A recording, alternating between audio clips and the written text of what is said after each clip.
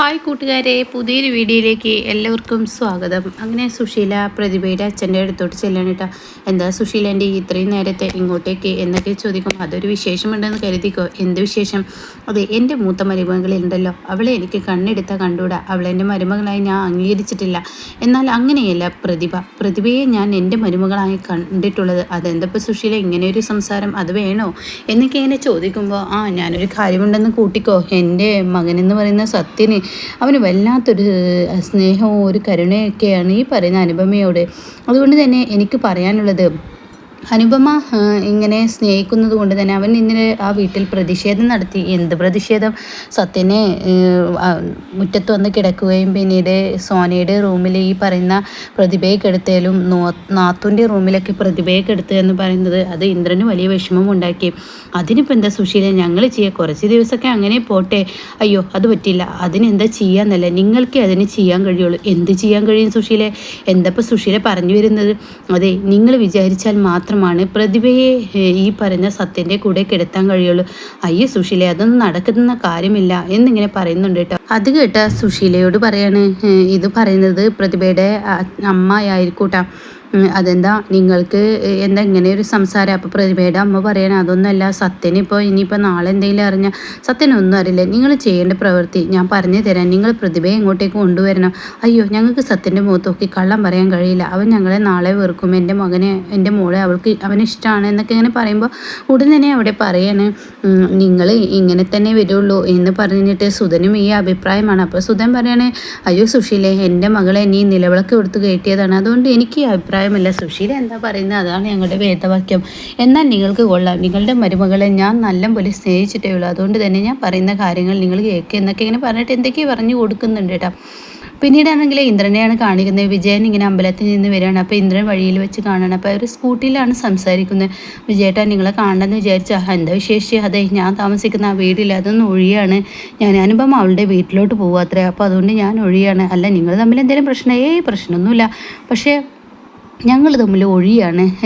ഞങ്ങൾ ആ വീട് ഒഴിയാണ്. അതുകൊണ്ട് ഹൗസ് ഓണറോട് ആ അഡ്വാൻസ് കൊടുത്ത പൈസയിൽ നിന്ന് എത്രയും എടുത്തിട്ട് ആ വീടിൻ്റെ ചാവി ഒന്ന് വാങ്ങിക്കൊള്ളാൻ എന്ന് പറഞ്ഞിട്ട് അത് കേൾക്കുന്ന വിജയൻ പറയാം, ശരി അതൊക്കെ ഒഴിവാക്കണമെന്ന് ഒന്നും കൂടി ഒന്ന് ആലോചിക്കുന്നത് നല്ലതാണ് ഇന്ദ്ര. കാരണം ഇത്രയും നല്ലൊരു വീട് ഇനി എവിടെയും കിട്ടത്തില്ല. അതൊക്കെ നിങ്ങൾ പറയുന്നത് ശരിയായിരിക്കാം, പക്ഷേ ഇപ്പം ഞങ്ങൾക്ക് വീടിൻ്റെ ആവശ്യമില്ല. ആ സമയം വരുമ്പോൾ നമുക്ക് വീട് നോക്കാം എന്നൊക്കെ പറയാം. അങ്ങനെ ഇന്ദ്രനും വിജയനും കൂടി പിരിയാണ്. പിന്നീട് ഇന്ദ്രൻ അങ്ങ് പോയതിനു ശേഷം വിജയൻ്റെ മനസ്സിൽ ഇതിലെന്തോ പന്തികേടുണ്ട്. ആ തള്ള അനുപമയിൽ നിന്നും ഇന്ദ്രനെ വേർതിരിച്ചിട്ടുണ്ടാവും. അതുകൊണ്ടാണ് ഇങ്ങനെ ഒരു സംസാരം എന്നിങ്ങനെ വിജയൻ മനസ്സിൽ പ്രതിജ്ഞ ഉത്തരുന്നുണ്ട് കേട്ടോ. പിന്നീടാണെങ്കിലോ ഇങ്ങനെ ഹർഷയുടെ അടുത്തിട്ട് സുശീല പോയിരിക്കുകയാണ്. അപ്പോൾ എൻ്റെ ആൻറ്റി, ഇന്നാലും നിങ്ങൾക്ക് എന്തിനാണ് ആ അനുപമയുടെ കയ്യിൽ നിന്ന് അടി വാങ്ങിയത്? എടി ഹർഷേ, ഞാൻ അടി വാങ്ങിയത് എന്തെങ്കിലും ഇല്ലാതെ അടി വാങ്ങില്ല. മനഃപൂർവ്വം ഈ പറയുന്ന ഈ അനുപമ അടിക്കുന്ന നിൻ്റെ ഇടയിൽ ഞാൻ കയറി നിന്നത്. അതെന്തിനാ ആൻറ്റി കയറി നിൽക്കുന്നത്? നാണക്കേടല്ലേ?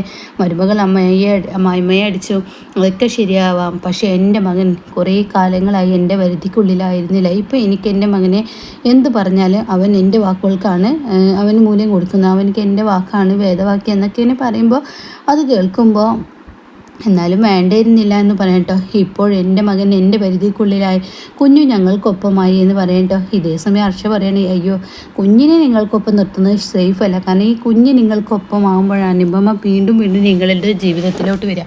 അപ്പോൾ ഈ പറയുന്ന ഇന്ദ്രൻ വീണ്ടും അനുപമയെ തേടി പോകും. അതുകൊണ്ട് അത് വേണ്ട, അനുപമയുടെ കുഞ്ഞിനെ അനുപമക്ക് തന്നെ കൊടുത്തൊഴിവാക്കി എന്ന് പറയട്ടോ.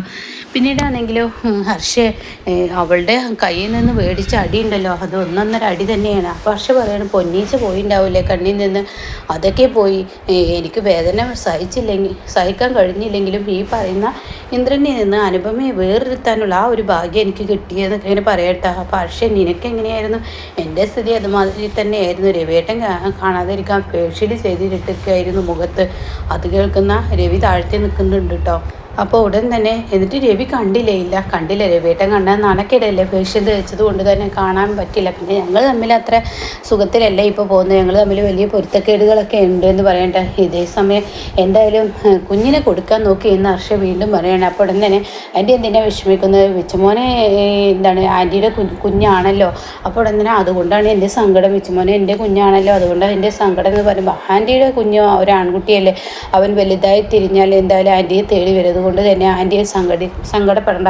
പോരാത്തതിന് എൻ്റെ വയറ്റിൽ കിടക്കുന്നതും ഒരർത്ഥത്തിൽ പറഞ്ഞ ആൻറ്റിയുടെ പേരക്കുട്ടി തന്നെയല്ലേ എന്ന് പറയുന്നത് രവി എടുക്കണം കേട്ടോ. രവി ഓടിപ്പാഞ്ഞും കൊണ്ട് അങ്ങോട്ടേക്ക് ചെല്ലുകയാണ്. അപ്പോൾ ഉടൻ തന്നെ രവി ആ നോട്ടത്തിൽ തന്നെ ഹർഷയ്ക്ക് കാര്യങ്ങൾ മനസ്സിലാവുകയാണ്. അപ്പോൾ ഹർഷ പറയാണ്, അത് ഞാൻ അങ്ങനെയല്ല ഉദ്ദേശിച്ചത്. ഞാൻ ഉദ്ദേശിച്ചത് ഒരർത്ഥത്തിൽ ആൻറ്റിയാണല്ലോ എൻ്റെ ഗർഭകാലം മുഴുവൻ നോക്കിയുണ്ടാക്കിയത്. അപ്പോൾ ആൻറ്റിയുടെയും കുഞ്ഞ് അല്ലേ, മുത്തശ്ശിയുടെ സ്ഥാനം ആൻറ്റിക്ക് പോലും ഉണ്ടല്ലോ. അങ്ങനെയായ ഹർഷയെ നിനക്ക് നന്ന് എന്ന് പറഞ്ഞിട്ട് ഹർഷയുടെ അടുത്തോട് ചെന്നിട്ട് പറയാണ്, അതെ ഞാനൊരു കാര്യം പറയാം, എൻ്റെ സ്വന്തം കുഞ്ഞിൻ്റെ DNA ടെസ്റ്റ് നടത്താനുള്ള ആ സാഹചര്യം നീ ഉണ്ടാക്കരുതെന്നുള്ള ആ ഒരു മനസ്സിൽ കുത്തുന്ന ആ വാക്ക് പറഞ്ഞിട്ട് പോകുമ്പോൾ സുശീലയെ ഹർഷയെ നന്നായി പേടിക്കുന്നുണ്ട് കേട്ടോ. അവർ ഈശ്വര എന്ന ഭാവത്തിൽ ഇങ്ങനെ നിൽക്കുകയാണ്. ഇതേ സമയം ഭാനുമ്മയാണ് കാണിക്കുന്നത്. അനുപമയോട് പറയണം, ഇനി തിന്നാതെ കുടിക്കാതെ ഇരുന്നിട്ട് കാര്യമില്ല, എനിക്ക് എൻ്റെ മോനാണ് വലുത്, എൻ്റെ മോനെ കിട്ടണം, എങ്കിലാണ് എനിക്ക് മനസ്സമാധാനം ഉണ്ടാവുള്ളൂ. എൻ്റെ കുഞ്ഞിനെ ഒരു സുഖക്കുറവും ഞാൻ വരുത്തിയിട്ടില്ല. പക്ഷെ ഇപ്പം എൻ്റെ കുഞ്ഞിനെ അതൊക്കെ ആയില്ലേ എന്ന് പറയുമ്പോൾ ഉണ്ടാവില്ല സുശീല, നിൻ്റെ മകനെ വേർതിരിച്ച് കാണുമെങ്കിലും ബാക്കിയുള്ളവർ നിൻ്റെ മകനെ അതുപോലെ വളർത്തും. എന്നാലും അവൻ്റെ അമ്മ ചീത്തയാണെന്നൊക്കെ പറഞ്ഞ് പഠിപ്പിച്ച് കൊടുക്കലേ ഇല്ല, അങ്ങനെയൊന്നും അവിടെ ഉണ്ടാവില്ല. സത്യനും ഈ പറയുന്ന മറ്റുള്ളവരും ഉണ്ടാവും, അങ്ങനെയൊന്നും ഉണ്ടാവില്ല എന്നൊക്കെ ഇങ്ങനെ പറയണേട്ടാ. ഇതേ സമയം ഇന്ദ്രൻ കയറി വരികയാണ്. എടി നീ ഈ വീട്ടിൽ നിന്ന് മര്യാദയ്ക്ക് ഇറങ്ങണം.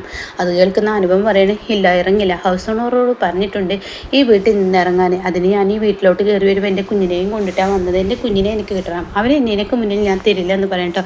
ഇതേ സമയം അവിടെ ദേഷ്യം പിടിക്കുകയാണ്. ഇങ്ങനെ അനുഭവമൊക്കെ നിങ്ങളുടെ അമ്മയെ അടിച്ചതിലല്ലേ നിങ്ങൾക്ക് ഇത്രയും ദേഷ്യം എന്നോട്, എന്നാൽ ഞാൻ നിങ്ങളോട് പറയട്ടെ, നിങ്ങളുടെ അമ്മ പഴച്ച പെണ്ണിനെ ഇവിടെ കൊണ്ടുവരുമ്പോൾ നിങ്ങൾക്ക് യാതൊരു പ്രശ്നവും ഉണ്ടായില്ലേ, അതിലാണ് ഞാൻ അവരെ അടിച്ചത്. അതിന് ആ അടി അവരിൽ കൊടുക്കാതിരിക്കാൻ അവർ മനഃപൂർവ്വം എൻ്റെ മുന്നിലോട്ട് ഓടി വന്നതാണ് എന്നുള്ള ആ വാക്കുകളൊക്കെ ഇങ്ങനെ പറയണം കേട്ടോ. അപ്പോൾ ഇത് കേൾക്കുന്ന ഇന്ദ്രൻ അങ്ങ് ദേഷ്യം പിടിച്ച് അനുപമയെ അടിക്കാൻ ഒരുക്കുമ്പോൾ അനുപമ കൈ അങ്ങ് പിടിച്ച് പിരിക്കാൻ, എന്നിട്ട് പറയണേ, ഈ അനുപമയെ അടിച്ചു കഴിഞ്ഞാൽ കൊന്നേക്കണം, അതല്ലെങ്കിൽ അനുപമക്കറിയാം എങ്ങനെ നിർത്തണം, നിങ്ങളെ എങ്ങനെ കൊണ്ടുപോകണമെന്ന്. അമ്മയും മകനും ഈ അനുപമയുടെ മുന്നിൽ വെല്ലുവിളിക്കാൻ നിന്നുണ്ടെങ്കിൽ പിന്നീട് നിങ്ങൾക്ക് കിട്ടാൻ പോകുന്ന ഉത്തരം വേറെ ആയിരിക്കും. അതിൽ അമ്മയും മകനെ നെട്ടോട്ടം ഓടുന്നേരും എന്നൊക്കെ പറയുമ്പോൾ ഇന്ദ്രന് പേടിയാവാണ് കേട്ടോ. അപ്പോഴേക്കും ഭാനുമ്മ ഓടി വരണം, വിടടാ എൻ്റെ കുഞ്ഞിനെ വിടറാ, ഇനി എൻ്റെ കുഞ്ഞിനെ തൊട്ടാൽ ഞാൻ വെറുതെ ഇരിക്കില്ല, മര്യാദയ്ക്ക് ഇറങ്ങിപ്പോടാ വൃത്തി കെട്ടവനെ, നിൻ്റെ അമ്മയ്ക്ക് വേണ്ടി സ്വന്തം ഭാര്യയെ തള്ളിപ്പറയുന്ന ഒരു ഭർത്താവ് എവിടെയും ഉണ്ടാവില്ല എന്നൊക്കെ അങ്ങനെ പറയണം. അപ്പോൾ തള്ളേ, നിങ്ങളാണ് ഇവൾക്ക് വളം വെച്ച് കൊടുക്കുന്നത്. ആടാ ഞാൻ എൻ്റെ കുഞ്ഞിന് വളം വെച്ച് കൊടുക്കും, മര്യാദയ്ക്ക് ഇവളുടെ കുഞ്ഞിനെ കൊണ്ടു കൊടുക്കുമെന്ന് പറയുമ്പോൾ ഇന്ദ്രൻ അവിടെ നിന്ന് പോകുമ്പോൾ അനുപമ പൊട്ടി കരയാണ് കേട്ടോ. അപ്പോൾ ഉടൻ തന്നെ ഇന്ദ്രനോട് പറയാനുള്ളതൊക്കെ പറഞ്ഞെങ്കിലും കൂടി തൻ്റെ ആ മാനസികാവസ്ഥയുണ്ടല്ലോ, അത് വല്ലാത്തൊരു മാനസികാവസ്ഥ തന്നെയാണ്. അങ്ങനെ അനുപമ പൊട്ടിക്കരയാണ്. പിന്നീട് കാണിക്കുന്നത് മിഥുനെയാണ്. പോലീസ് വന്നിരിക്കുകയാണ്, മൊഴിയെടുപ്പ് നടത്തിക്കൊണ്ടിരിക്കുകയാണ്. അപ്പോൾ എന്തൊക്കെയും മദ്യം പറയുന്നുണ്ട്, നമുക്ക് മുന്നിൽ വ്യക്തമല്ല. അങ്ങനെ ലാസ്റ്റ് പോലീസുകാരൻ എന്ത് ചെയ്യുന്നു, ഈ ഒരു ഫോട്ടോ ഉണ്ടല്ലോ ദയയുടെ, അത് ഫോണിലിങ്ങനെ കാണിച്ചു കൊടുക്കുകയാണ്. ഇവളാണ് തന്നെ കുത്തിയത് എന്ന് ചോദിക്കുകയാണ് കേട്ടോ. ഇതേ സമയം മിഥുന ആ ഫോട്ടോ ഇങ്ങനെ നോക്കി നിൽക്കുന്ന ആ ഒരു സീനിലാണ് എപ്പിസോഡ് നിർത്തിയിരിക്കുന്നത്. എന്തായാലും വിജയൻ കാര്യങ്ങൾ അറിഞ്ഞത് കൊണ്ട് തന്നെ ഇവിടെ ഇനിയിപ്പോൾ വരാൻ പോകുന്നത് വിജയനായിരിക്കും ദാസിനോട് സത്യങ്ങൾ പറയാൻ പോകുന്നത്. അപ്പോൾ ദാസ് ഈ ഒരു സത്യാവസ്ഥ അറിയുമ്പോൾ കാര്യങ്ങളൊക്കെ പറയുന്നുണ്ടാവും. അപ്പോൾ അങ്ങനെയാണ് ഇനി എന്തായാലും കഥ പോകുന്നത്. അപ്പോൾ നല്ല ത്രില്ലിങ് എപ്പിസോഡ് തന്നെയാണ് ഇനിയിപ്പോൾ ഈ 2-3 ദിവസം.